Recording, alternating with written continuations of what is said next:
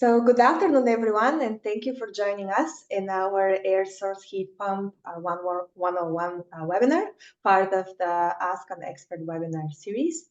I'm Desi from Clean Air Partnership, and I'll be your host today. Our webinar will go as follows. Very shortly, we'll have a land acknowledgement and an introduction to the Ask an Expert webinar series. After that, a team from TRCA, which is Eric and Kil, will provide a little bit of, or actually everything that we need to know about air source heat pumps. And then we will have a Q&A session afterwards. Please use the Q&A box to answer your questions because that allows for us to also answer in written format if we get too many questions. We acknowledge that the land on which we are located, we are based in Toronto, is a traditional territory of many nations, including the Mississaugas of the Credit, the Anishinaabe, the Chippewa, the Haudenosaunee, and the Wendat peoples, and is now home to many diverse First Nations, Inuit, and Métis people. In our land acknowledgement, we would like to be more meaningful, and we usually share a short video where we can learn something new or something more about Indigenous culture and life. In this short video, I'm gonna show you its Anishinaabes spring teachings. Ani, Jianing here. I want to share with you one of my favorite teachings of springtime. Springtime, or Minokame, is a time of renewal and the emergence of life. Springtime, like many of our cyclical teachings, shared the teachings that come from the eastern direction. It's in our creation story that life comes from the east. For example, our Mashomas Gizas, the sun, brings us new life each and every day and greets us in the morning in the east. And so too does our springtime bring us new life. One of our most sacred medicines we have is water, and water is the source of all life. Like the plants and the animals, water is the lifeblood of our Mother Earth, and it's one of the things that she offers us so that we can continue on and give back to her and take care of her. If you observe the natural world, what is it that comes before all life? What is required to germinate a seed?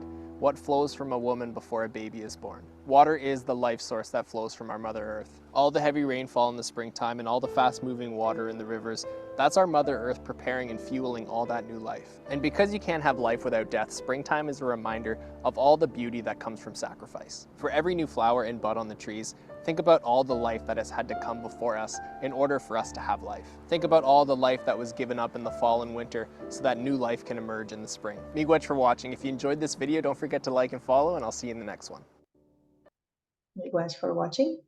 A little bit about Clean Air Partnership. We are an environmental charity that works to transform cities into more sustainable, resilient, and vibrant communities where resources are used efficiently, the air is clean to breathe, and greenhouse gas emissions are minimized.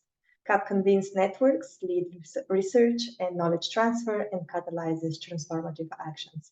I will share a link in the chat to our website so you can take more information from there. Homes and buildings that use gas or fossil fuels for heating and hot water are the largest source of emissions in Toronto today.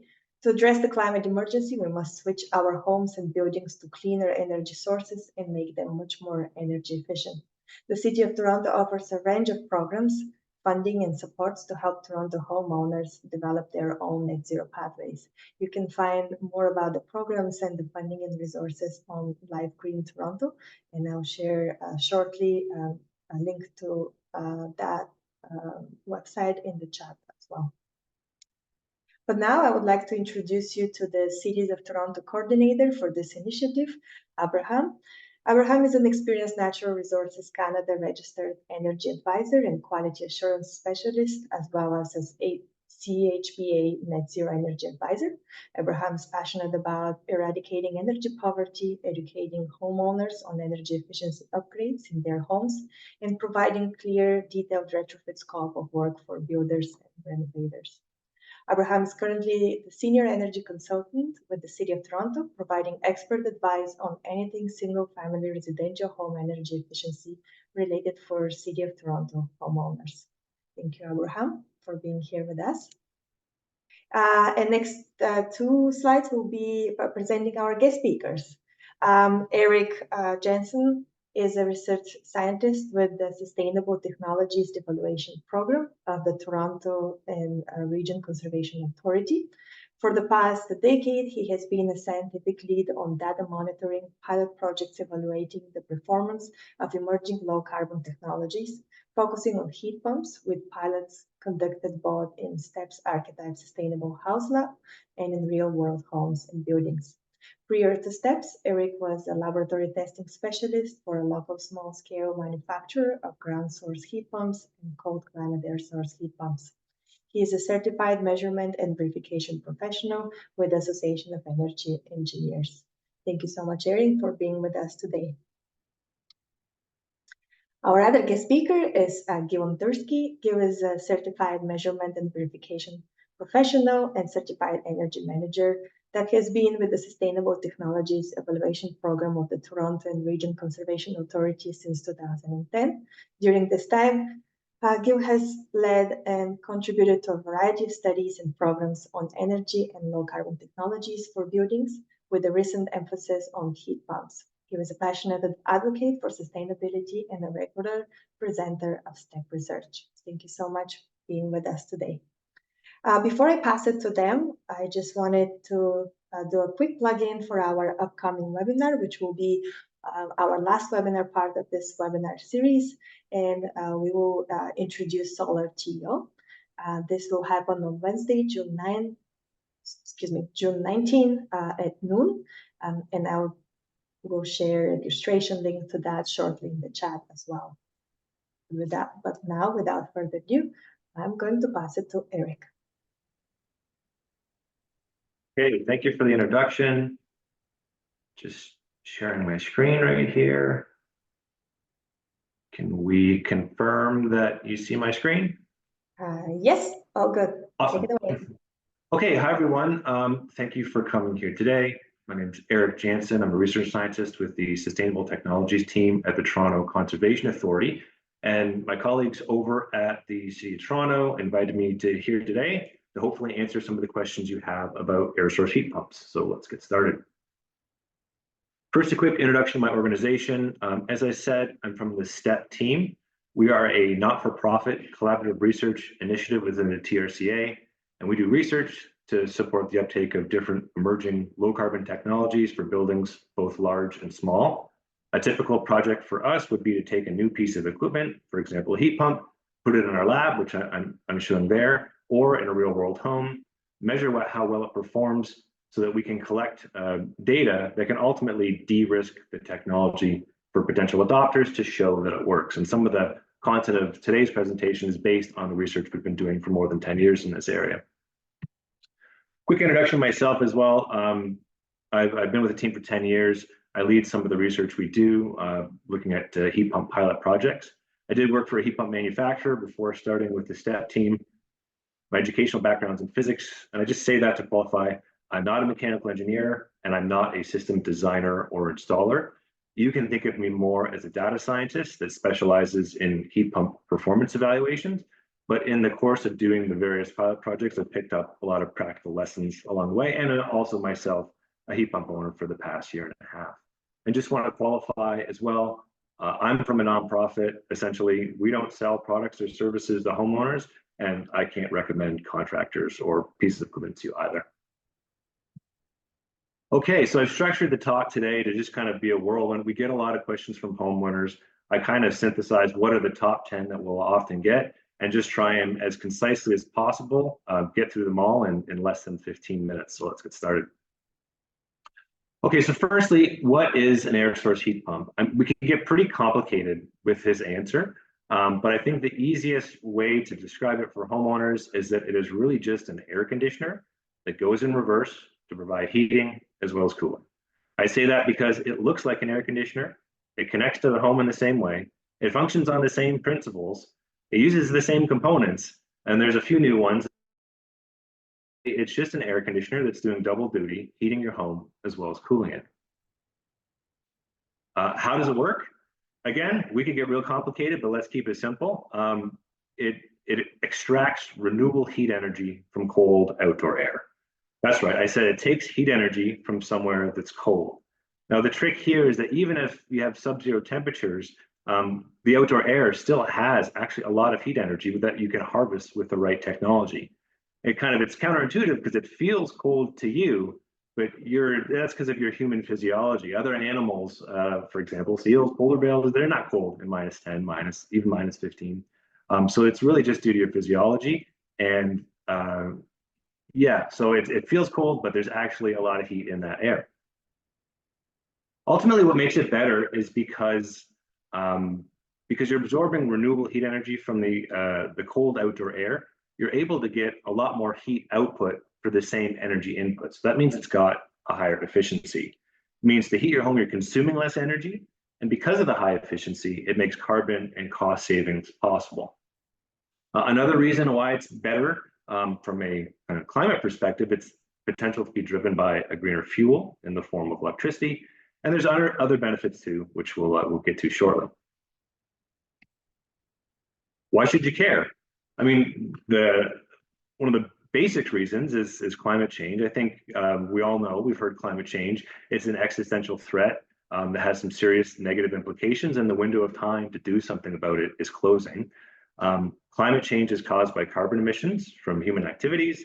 And thankfully, from some colleagues over at the Atmospheric Fund, we know, at least on a local level, where our emissions coming from. And the primary source is buildings. It's from the relatively kind of basic thing we all need to do, which is heat our spaces. And the things we currently are burning to do that in the form of gas, natural gas or fossil gases, some call it, and to a lesser extent, oil and propane. So we're interested in heat pumps ultimately because they can heat our buildings, heat our hot water, but they can do it without directly producing any of the harmful carbon emissions that are causing climate change. Maybe a more self-interested reason that you would care is that there's still generous incentive available. Now, this landscape has changed over the past little while, and I'm sure we'll get to that in question period. But we still have the Canada Greener Homes Loan, which provides no interest financing up to $40,000. And then if you're heating with oil or electric baseboards and meet other criteria, there's some pretty generous incentives available in those situations too. So there might be good reasons from your pocketbook for why you ought to consider a heat pump. Are there options that are suitable for me and for my home? Just would answer this question by saying there's really, heat pumps are a family of technologies. It's not just a specific metal box that goes in your house or outside. And there's really many different options to meet the different needs of homeowners and homes. So there's geothermal systems, which are the most efficient option if you want the premium option. There's air to water systems that can work with hydronic heating systems. There's heat pump water heaters. I have one of those in my home as well. There's ductless systems if the homes don't have any existing ductwork. But I think for most of the folks on the call today, we're talking about centrally ducted air source heat pumps. And there's really kind of two flavors of that technology. One would be an all-electric system. So in this case, you wouldn't have a furnace at all in the home. You'd have an air source heat pump that had an electric resistance heat kit, which is really just like a space heater for your ductwork that operated as backup in the most extreme cold. And then there's what you call a hybrid system, maybe called dual fuel by some, and that is just a air source heat pump with furnace backup. So it looks like a conventional furnace AC arrangement, except the air conditioner is replaced by the heat pump, and the heat pump does most, but maybe not all, of the heating. Can it continue to heat my home even when it's very cold? The answer is yes, with the caveat that if that's how you've sized the system, or if that's how your contractor has sized the system. The heating output of heat pumps in different outdoor conditions, it's the subject of third-party standardized testing, so we know how much heat they produce. What a contractor would do when sizing your system would look at the heat output of the heat pump. They'd make an estimate of what your home heating needs were, and then they'd be able to give you a rough idea of at what point you might need to require a little bit of backup heating. I would just caution as well that, like I'm showing a cold climate heat pump here, it's able to maintain its heating output into very cold conditions. And the most extreme cold, let's say -15, -20, -25, here in Toronto is really quite rare. In my own house, I have a hybrid system, and in the past year and a half, it's gotten down to -16. I'm in Port Credit, Mississauga. The heat pump's not at all, and the backup hasn't even needed to turn on. How can I be sure that it really works? So the first thing I would say is that air source heat pumps have been around really for several decades. It's not, the fundamental technology is not new. And we've had the cold climate versions, so maybe around 2 decades, which I mentioned on the previous slide.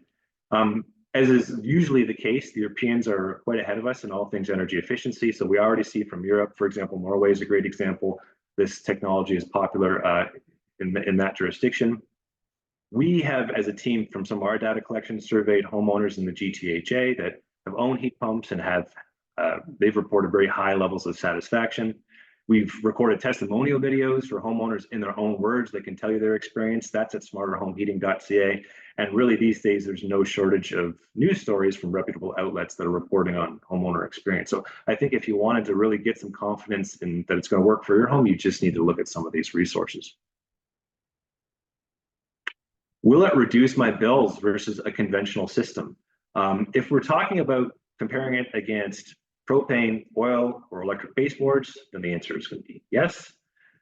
If we're talking about it versus natural gas, fossil gas, what we can say confidently is that from our pilot projects, there has been net reductions at recent rates. So electricity got more expensive, but gas was saved by a greater amount. It meant net cost savings.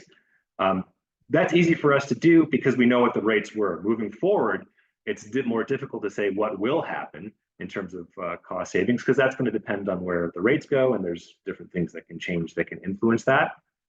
If we have carbon pricing that continues on the current schedule, it definitely is the case that yes, we would expect savings. But a few other caveats here.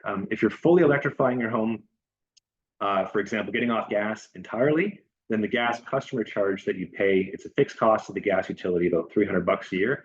That fixed cost can really be the main driver of savings. And that's the case in my home. I live in a small home, and that fixed cost is really would be the greatest potential savings for me. If you were to couple the heat pump with building envelope upgrades, and we've looked at folks who've done this, for example, adding insulation to the attic, the basement, window upgrades, air sealing, that sort of thing, that can really help to safeguard utility costs as well. And in the case of people that, let's say they have a newer furnace and are only replacing their AC with an air source heat pump, in that situation, you're not really 100% committed to any one fuel source. So that would be kind of low risk from a cost perspective as well. Will an air source heat pump cost more to buy? So I normally kind of counter this question with asking how much does an air source heat pump cost is sort of like asking how much does a car cost, which we intuitively know is a bit of a funny question, because ultimately it depends on what you're buying, when and where you're buying it. I mean, costs change in time, and also who you're buying it from.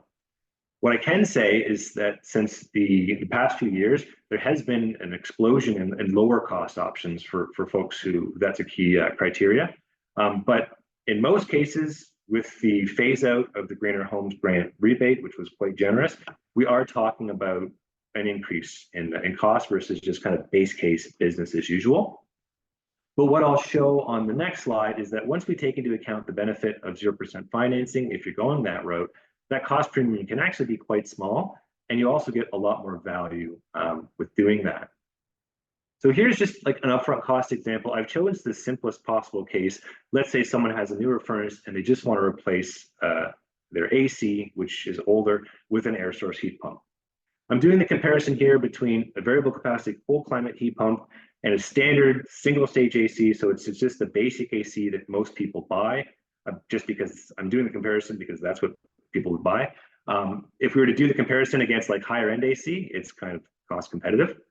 The first point to note here is that with the variable capacity cold climate heat air source heat pump, you're getting more value.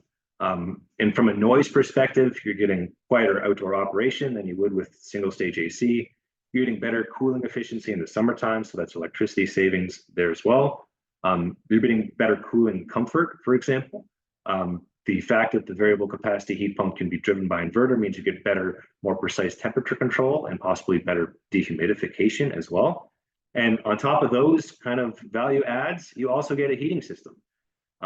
It's capable of generating extra cost savings. You can be doing your part to mitigate climate change.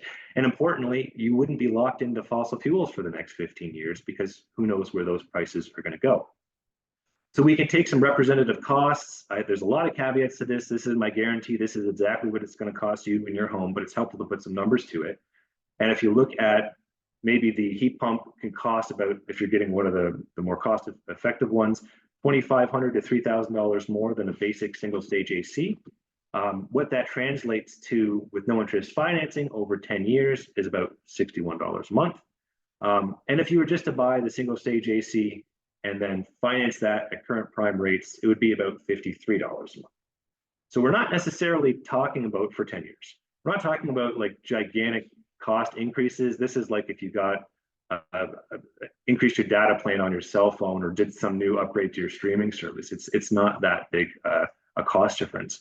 And you might say that, well, I wasn't going to finance my AC. I was just going to pay out of pocket. Well, the math kind of works out to be the same, because with the no interest financing, you'd have more money in your pocket you can today, which you can use to pay down your mortgage or invest or even go on vacation if you want. So there's still that financial benefit there.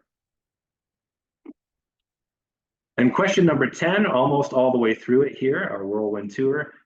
What should you do now? I think ultimately it comes down to a few different things. One is educate yourself, and we've prepared some resources on our webpage, smarterhomeheating.ca. There are just some things that it's going to require a bit more from you as a homeowner as you go out and talk to contractors to understand the process a bit more. It's not rocket science, but there's just going to be a little bit more education on your part. Number 2 would be don't wait for a breakdown. So don't wait till a heat wave and your AC breaks or in the middle of cold snap and your furnace breaks. The planning process for a heat pump might take a bit longer. So you want to make sure you give yourself the time to make the right decisions so you're not making it in some stressful situation. And the last point I would make is that you ought to do what you can do to find a licensed, qualified, experienced contractor, because there are some things about heat pumps that are going to require some special considerations over and above conventional systems. Citing the system properly for noise, the noise specifications of the outdoor unit, integrating with the ductwork and the electrical system of the home, a heat loss calculation. Again, it's not rocket science, but if a good experienced contractor can really help you through that process and help ensure the success of your installation. So I think that's my 15 minutes. We're going to hang around. I think we have a lot of time for questions here. My colleague Gil is going to help out with questions, and I think Abraham as well. If you want to learn more about some of our work and visit some of our resources, I encourage you to look at smarterhomeheating.ca. There's a question and answer portal there for homeowners where you can interact with us directly, get third-party, kind of unbiased, no financially interested advice from. And I think the City of Toronto offers that same service through Abraham. You can reach out to me directly, and I just want to acknowledge some of our funding partners. And just quickly qualify as well, I had some pictures up of commercial products. The contents of this presentation doesn't necessarily represent the policies of any supporting agencies. And if I've mentioned trade names, vendors, or commercial products, that doesn't constitute my endorsement of them as a nonprofit. So thanks everyone for coming. Looking forward to more questions in question period.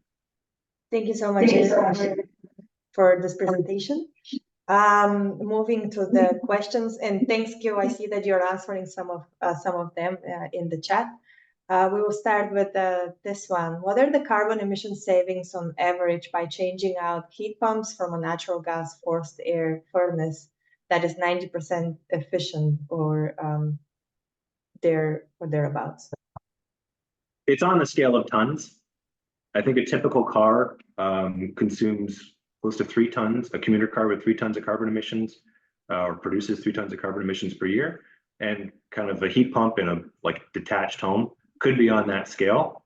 It gets a little bit complicated though, because some of the things that are happening with the electricity grid right now, and that we do have gas generation on the grid, it still works out to a savings, but it remains a fact that if we continue on the course we are now with more gas generation on the grid, the electricity has more carbon content, and that will reduce the savings of the heat pump. It still works out to a net benefit. It's just would shrink over time if we continue on this that trajectory. Right. Thanks so much. I think the next question, I'm going to merge it in one, and I think, Abraham, maybe that's for you, and it's regarding the Greener Home Grant. So is there a replacement of that program? And also, are there any subsidies or support programs existing out there? Yeah, so thanks. I will start with the first question, the Greener Home Grant replacement program. From what I've seen with the federal funding or the federal budget is that they're switching more to a low to moderate income program for the greener homes. But having said that, I also have heard that Enbridge will be starting a new program similar to Greener Homes, or I guess similar to the home efficiency rebate program, where they'll subsidize or provide rebates for heat pumps, for building envelope insulation, for windows, etc. So that should be coming hopefully this summer. So keep an eye out on that. If you are interested in getting notified once that comes out, you can go to the Enbridge website and then put in your email address so that they'll notify you when that program comes out. The second question for other subsidy or support programs. So I was going to put a shameless plug for our City of Toronto Help program. So that's a financial loan program as well at low interest. So the cost of us at the City of Toronto borrowing rate, we're currently hovering around 4% to 4.5%, depending on the terms.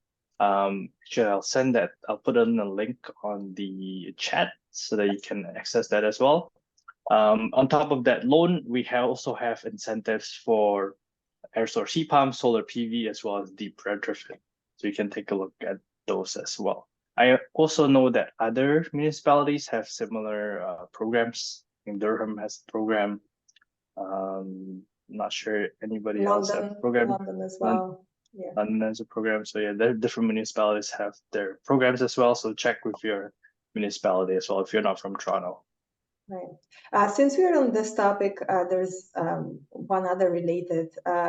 Judy is sharing that they're still using oil with the boiler and RADs. Do you know any other grants or loans specific to getting off oil in Ontario? Yes, so that's the oil to heat pump affordability program. That's also with the federal government. Thank you. And maybe we can share a link to that in the chat. Thanks so much, Ibrahim. I'm going to move to probably a question for Eric. Does pairing a heat pump with on-site solar generation changes the finance? Does partnering a heat pump with photovoltaics solar photovoltaics? So typically how that arrangement would work, it wouldn't be that the PV panels would be directly powering the heat pump. It would be that your solar PV panels would be on your roof. Whatever electricity they generate would typically go to the grid in a net metering arrangement. And then you'd have the heat pump that would just pull power from the grid as needed. Now, if you bundled those things together, would that change the financial picture? I'm not sure off the top of my head, but it really is kind of two separate systems ultimately. Most of the PV electricity you're going to generate is in the summertime when you don't need the heating, and your heat pump's going to be most active in the wintertime overnight when there's no photovoltaics. So it's the loads aren't really kind of perfectly matched from a heating perspective. Right. Thanks for that. The other two questions. Okay, let's go one by one. What sort of timeline should I expect to get a contractor, upgrade electrical, and install heat pumps? What's the time frame of that? What sort of timelines? Yeah. I mean, it depends. I mean, if you need to do any replacements, for example, in my case, I had a fuse panel, so I needed to replace that to a breaker panel as part of this process, and the process went from 60 amps to 100 amps. And to do that process, like I got booked 2 months to just to do that one part. So that's when I say, don't wait for a breakdown, because it might be that, okay, there's other things regarding electrical that you're going to want to do at the same time, and it's not going to happen right away. Maybe if I really kind of tried about it, I could have got it done quicker. In terms of finding a contractor, like I do these events before and follow up with the folks that want to get a heat pump. And in some cases, they've said they talked to 7 or 8 people, different contractors, before they found one that they were really happy with and comfortable with. So it might be a bit more of a journey. I would caution that like there are some really great contractors out there, but you're going to hear some different information from different contractors, and not everybody's up to speed at the same level with heat pumps. So you might have to expect that you're just going to be interacting with more people. I mean, yeah, I would think maybe a couple months of planning potentially is probably a nice kind of cushion to extend. If you were in the position where you needed an emergency kind of replacement, I think like that's doable too. It's just the guy, and you could find someone to do that. It's just the guidance is like, just be easy on yourself. Don't stress yourself out. Give yourself the time to do it, and start thinking about it when your equipment's approaching end of life, which for most HVAC, it's around 15 years. Some my father-in-law's furnace lasted 30 years, so it's kind of like it can be longer. But just yeah, the average is around 15. So that's some general information for you. Thanks. And since we're talking about getting a contractor, how we can ensure that they know how to properly size a heat pump? There's some basic stuff with the contractor, and maybe Abraham can speak to this too. Like they should have municipal licensing. They should have the right trade certification in the refrigeration trades. They should have liability insurance. So the first thing is, it's just like, are they legally allowed to install this? Like that's a big one. And then after that, it's kind of what's their heat pump installation experience. And I think the best way, like you can ask them, how many heat pumps have you done? Can you provide me references? Ask them about their process. But to be able to kind of understand and kind of rate their responses, you kind of have to understand the process yourself. So that's where it comes down to educating yourself on, okay, this is the best practices. And like I said, we prepared some resources to summarize that for you. And like, does what my contractor is saying, does that jive with kind of what I'm reading in these other areas? And I think the third part of the contractor thing, it's like, can they legally operate? Do they have heat pump installation experience? It's kind of like the more ethereal, can I trust this individual that like if something happens in the next kind of, or this company in the next few weeks or in the first year, that they're going to make it right. So that's kind of like a hard to, you can read the reviews, you can listen to the references, and that's kind of a bit of a judgment call on your part. But that's maybe the higher level kind of picture of finding a contractor. Thank you. Thank you for this information. Moving on to the next question. What is the periodic maintenance requirements for a heat pump over the lifespan, 10 to 15 years? That's one part of the question. And go ahead. Yeah, if you speak to the contractors, what they're going to recommend is the same thing they recommend for conventional equipment, which is that they recommend an annual inspection every year to see like, have the mice eaten through the insulation or the wires? Is there corrosion on the equipment? And I don't know if they go as far as taking some readings with gauges or whatever. But for all intents and purposes, the kind of the maintenance recommendations from the people installing equipment is the same, whether we're talking about heat pump or AC in conventional systems. So would maintenance a heat pump be less or more cost than a HVAC, like other HVAC systems? I would anticipate that it's comparable. It's the same, like I said before, it's very similar equipment, only with some kind of upgrades to the refrigeration circuit. Right. Okay. Kind of like the second part of this question is like how heat pump performance degradation compared to brand new data published by the manufacturer. So how does the efficiency degrade over time? Yeah. Yeah, no, that's a good question. We haven't yet done this study where it's like we have, I'm pretty sure maybe it's a 10-year-old heat pump at our lab. We wanted to do the study. It's like after 10 years, what is the efficiency at?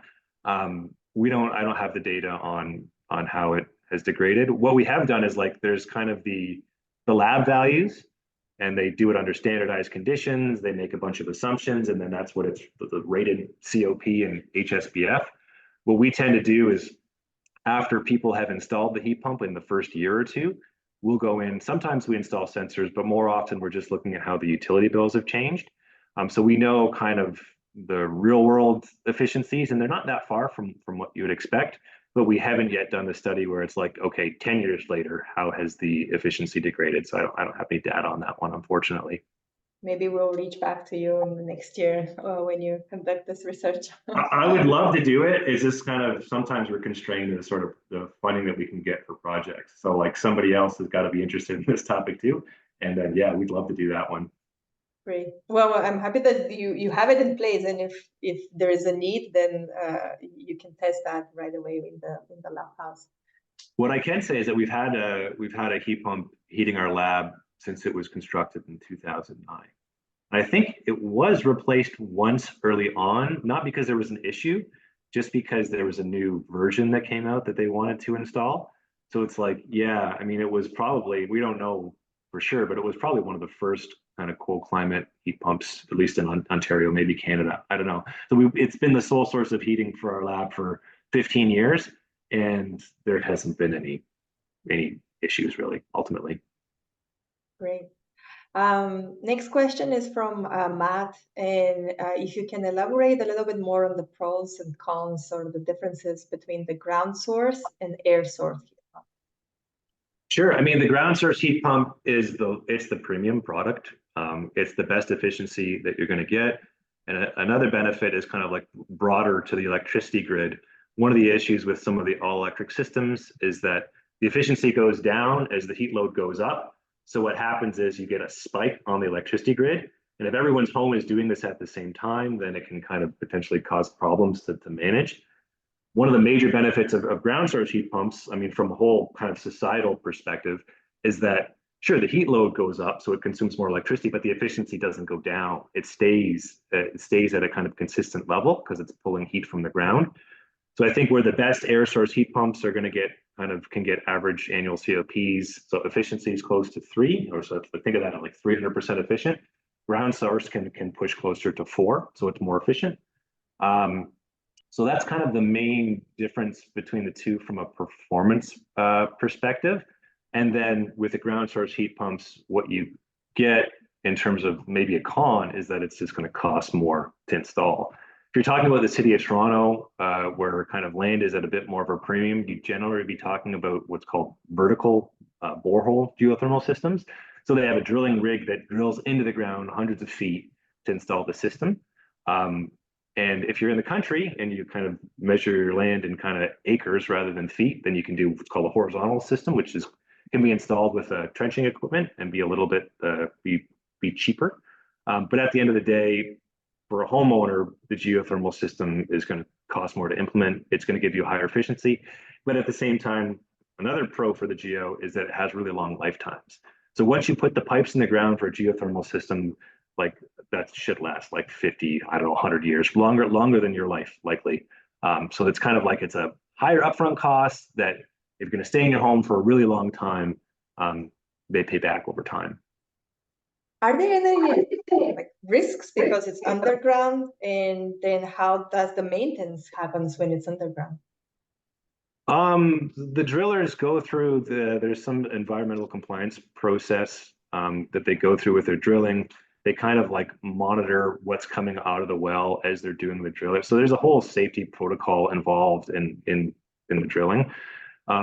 When you get to larger buildings, for example, TRC is just redoing our head office. We're doing a interesting open loop geothermal system. What it's doing is essentially like just exchanging heat with an underground aquifer. It's using an underground aquifer. It's just a big battery that we pull heat from and dump heat to. So it's kind of like, yeah, I don't know. It's a different approach. In terms of risks for the homeowner, I mean, it is possible for a borehole to be compromised and lose pressure and probably difficult to fix, but that's not the normal experience. I think it's a very robust system for the long term overall. We've done different monitor initiatives on this, and it's, yeah, especially for larger buildings, it's a technology that often makes a lot of sense. The main benefit of like the air source heat pumps is like I showed some of the numbers. Like, let's say you have a small house, you don't have a big heat load, and you just want to like do something inexpensive, like if you're talking about air source, it's not that much more expensive than conventional equipment, or at least there's some options that aren't. There are premium options for air source heat pump as well that can have a higher price tag. But the benefit of air source heat pump, it's kind of easier to implement and lower cost, and still maintains a lot of the efficiency benefits as well. Right. Thanks so much for answering this question. The next question, and I see that Gil is on it, feel free to elaborate verbally as well, but has there been an effort to increase workforce training for heat pump installation with all the interest? Are there enough workers to meet increased demand? And is there any resource that we can share? Did you want to answer that, Gil? Sure. Can you hear me from here if I just do this? Okay, great. So there's a number of organizations that are involved in this. First of all, the trade schools are actively doing more with heat pumps. I know that it is now in the curriculum. I've heard this. Secondly, there's other organizations and associations that are doing work with this. HRAI, which is an industry association, is actively doing training for their members. There's also other organizations like CHVA, who has this net zero training. And I know a lot of contractors and builders attend those, and there's a lot of information on heat pumps there. And I'm sure that's just the tip of it. So that there is a lot of education and training that is going towards educating contractors. Our group ourselves too, with our smarter home heating campaign that we ran, one of our target audiences was contractors, to engage with them and to educate. A big one as well, just to add on to Gil's answers, is the federal government. They do local. They just did one within the past few months.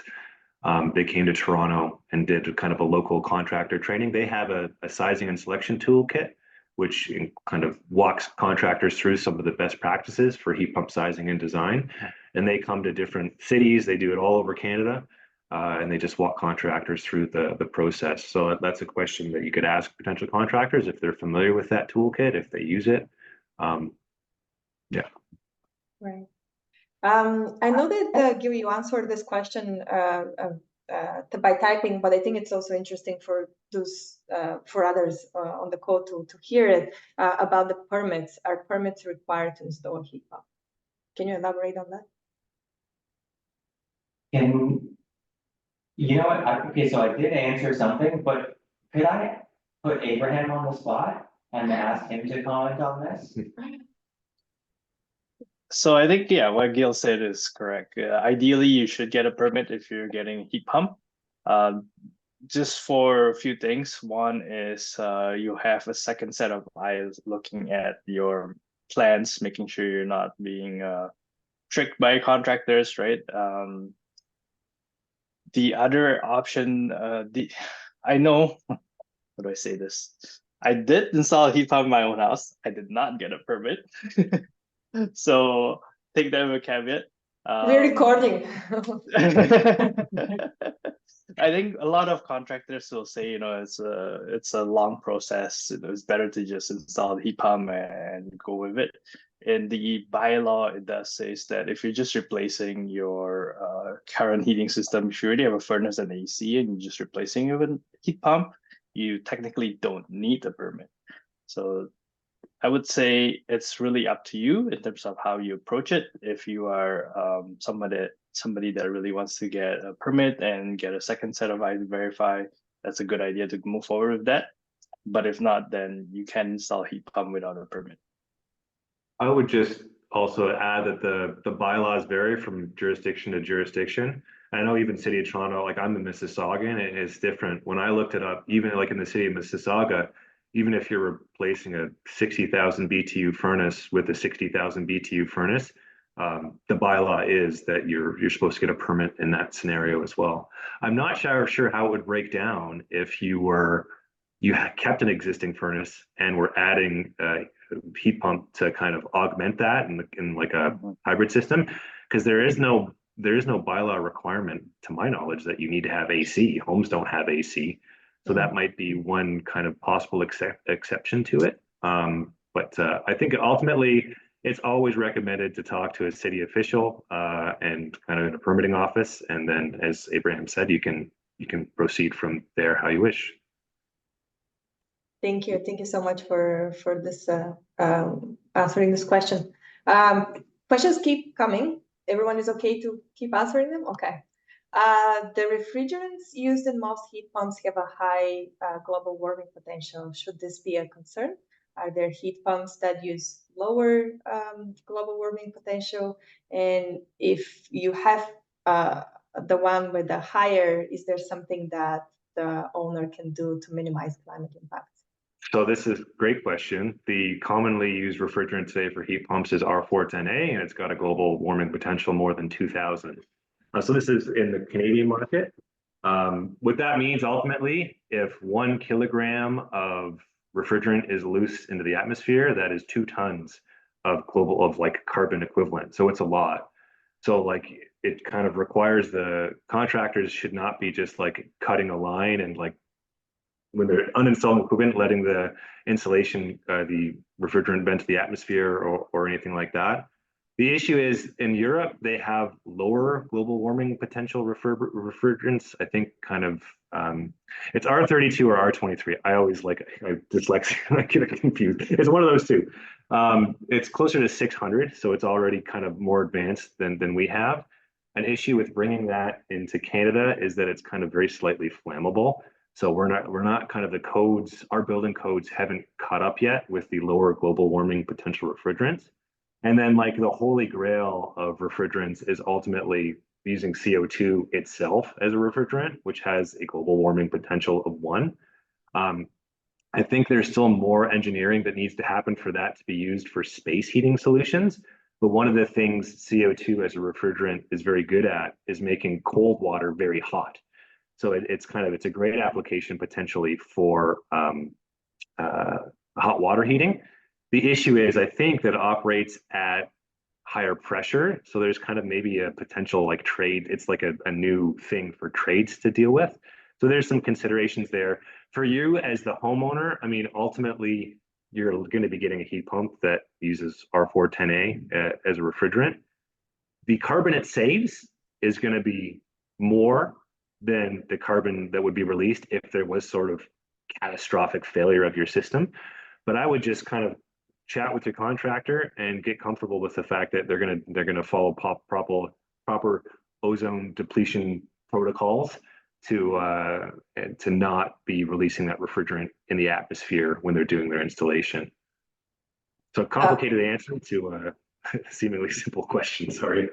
No, that was good. Just one thing: can a homeowner do something to improve the that in the house if they have a heat pump that is with like a higher global warming potential? Yeah, I mean, one of the things is like it depends on the length of the thing that kind of the heat pump itself is going to have a certain amount of refrigerant, and the indoor evaporator coil is going to be a certain size, so it's going to need a certain amount of refrigerant.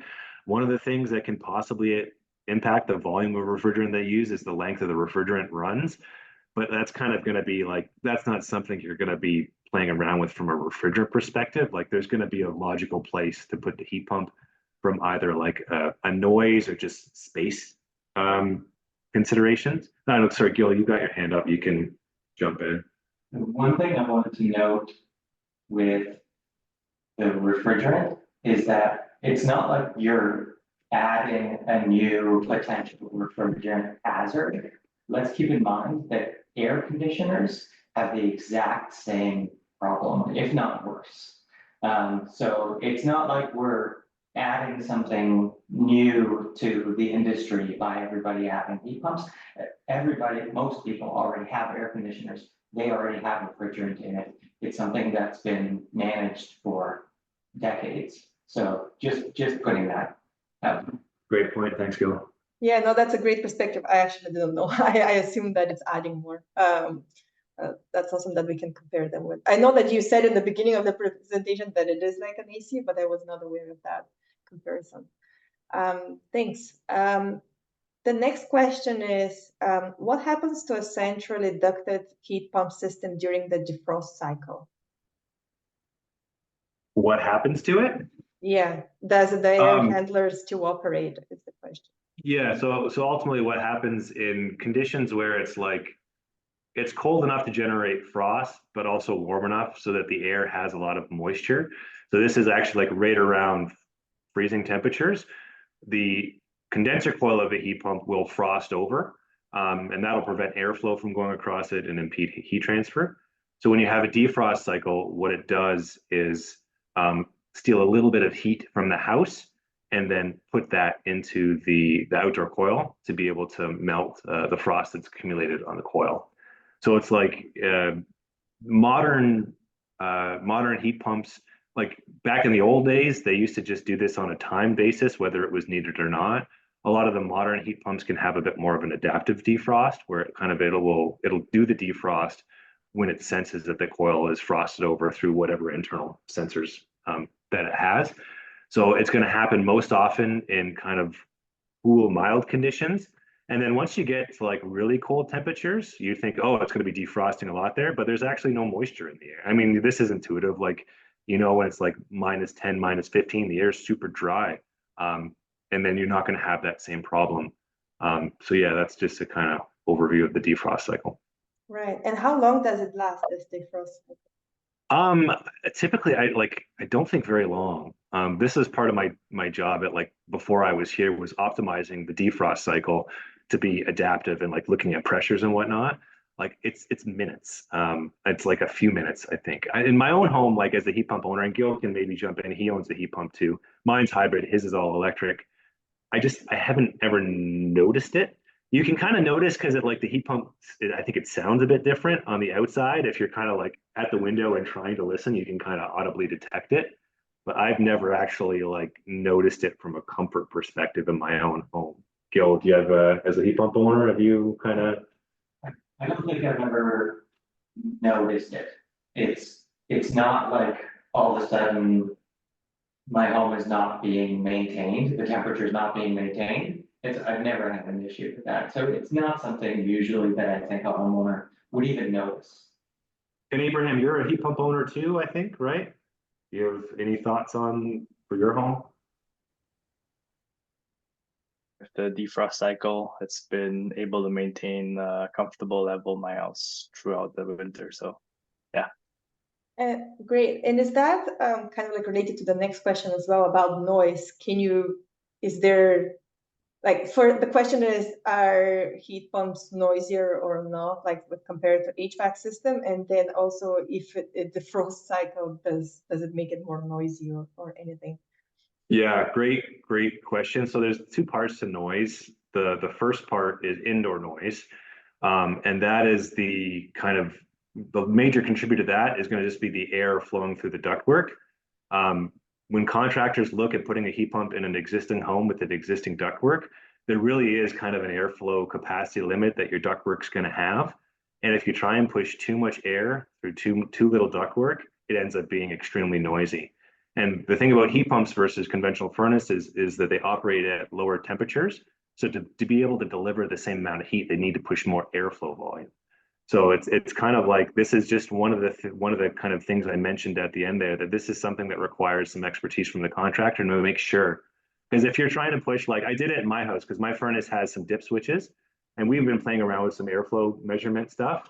And I was like, well, what does it sound like if I try and put like 50% more airflow through the ductwork than my heat pump actually needs? And it sounds awful. So you really don't want to like it would. And in my case, I have a hybrid. So when the unit turns on, it only ever comes on at one airflow.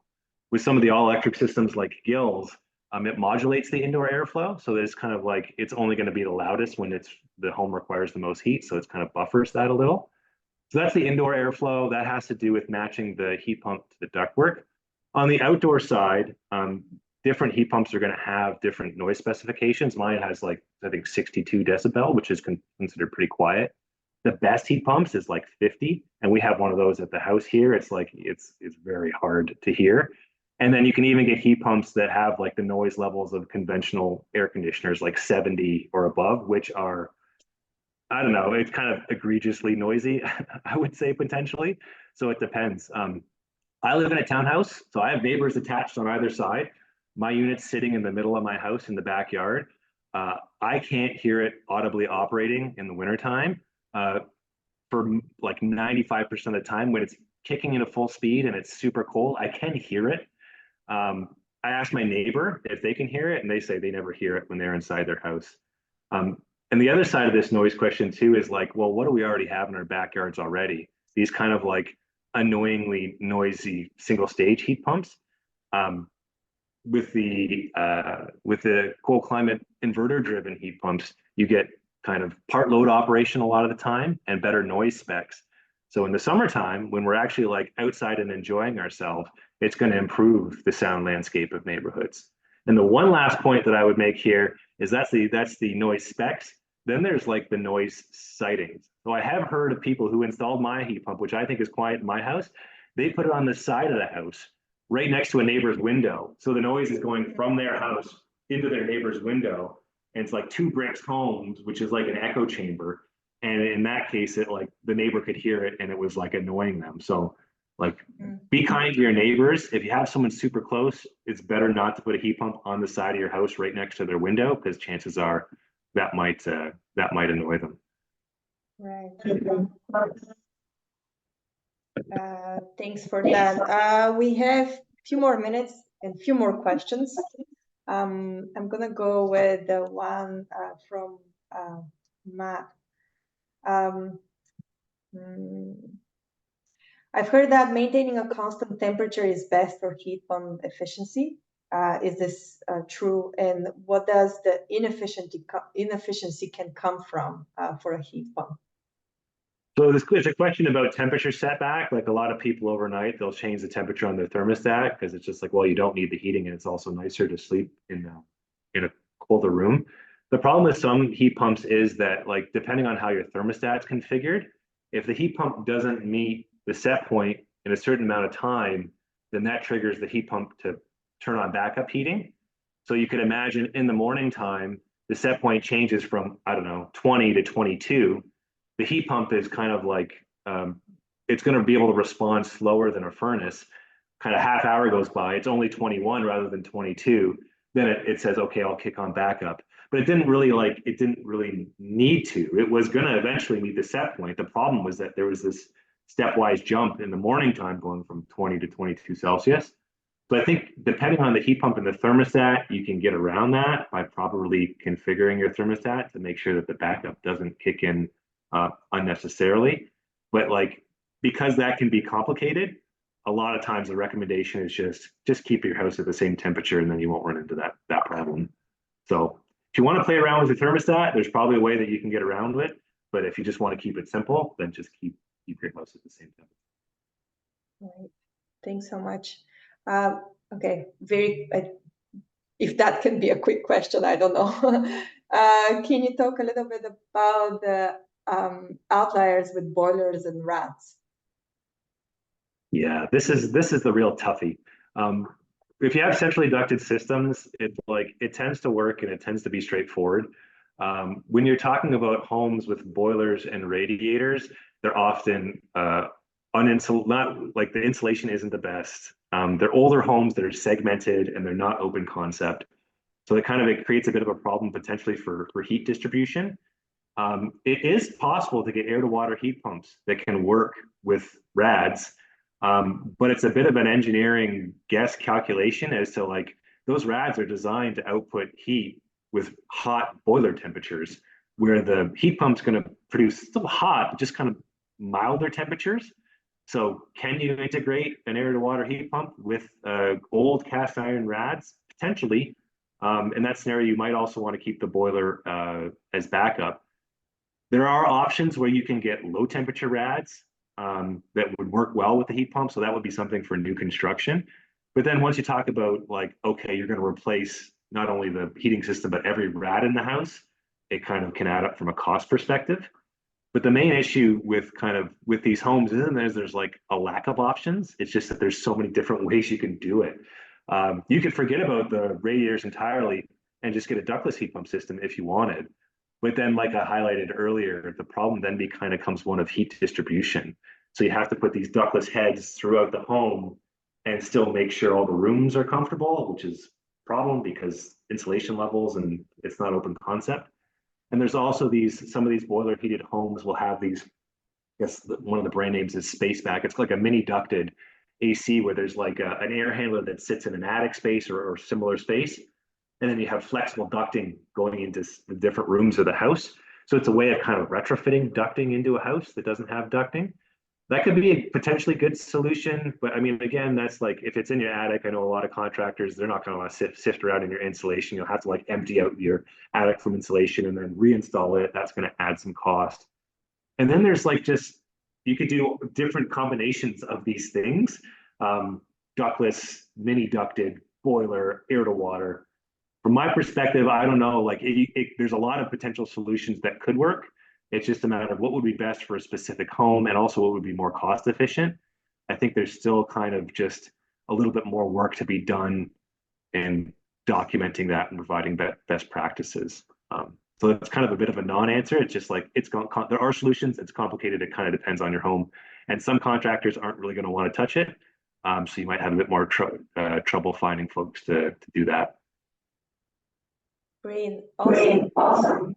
This is, thank you very much. We are at the end of our webinar, and I really appreciate, Eric, that your presentation was shorter so we can capture all of this, and we did answer all of the questions, which is great because it's great to have you both give. Thank you so much. You're answering questions also verbally and in the Q&A, and it's awesome that we can provide your expertise to everyone that was today on the call.